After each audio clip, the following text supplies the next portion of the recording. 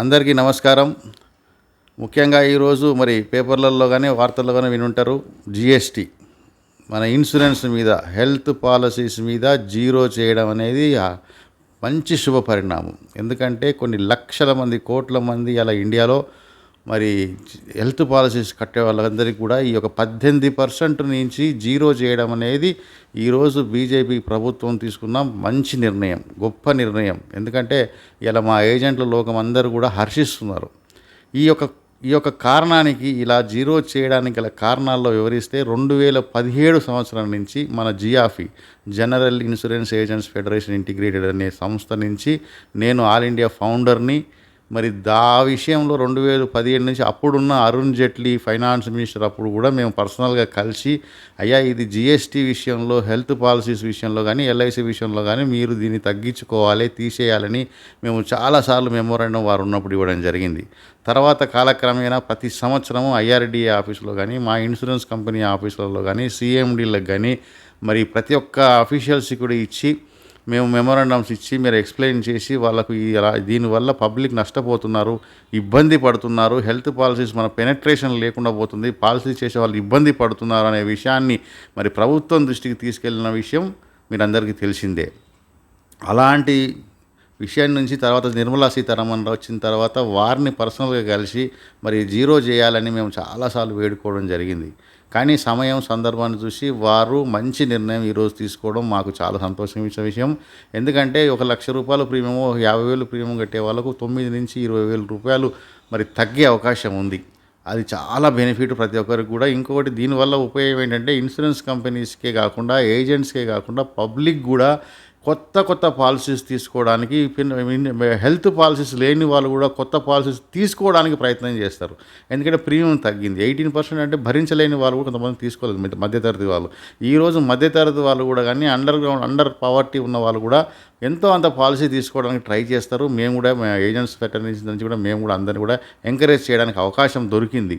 ఎందుకంటే ఇలాంటి అవకాశం మరి జియాఫీ ఎన్నో సంవత్సరాల నుంచి 2017 నుంచి 2025 ఒక 8 ఏళ్ళ సుదీర్ఘ పోరాటం తర్వాత సాధించడమని ఒక గొప్ప విషయంగా మేము అభివర్ణించుకుంటున్నాం.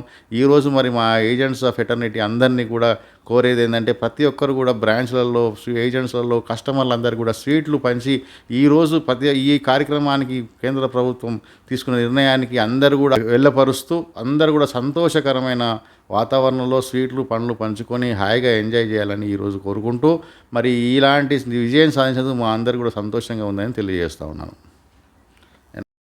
ఈరోజు కేంద్ర ప్రభుత్వం తీసుకున్న నిర్ణయం చాలా గొప్ప విషయం.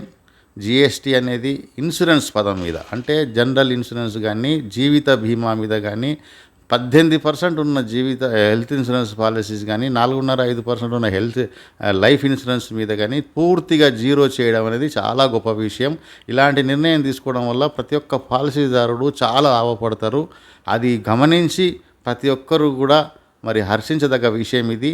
ఈ రోజు నుంచి కొత్త పాలసీస్ చేసి ఇండియాలో పెనట్రేషన్, అంటే పాలసీస్ చేసుకోవడం ఇంక్రీజ్ చేయడానికి ఇది ఒక మంచి అవకాశంగా భావిస్తూ ప్రతి ఒక్కరు కూడా ఏజెంట్స్ ఫెటర్నిటీ అందరూ కూడా మరి ఈ యొక్క అవకాశాన్ని ఉపయోగించుకొని ప్రభుత్వానికి నా ధన్యవాదాలు తెలుపుతూ కొత్త పాలసీస్ చేసి ఎర్నింగ్ అందరూ కూడా చేసుకోవాల్సిందిగా నా యొక్క కోరిక.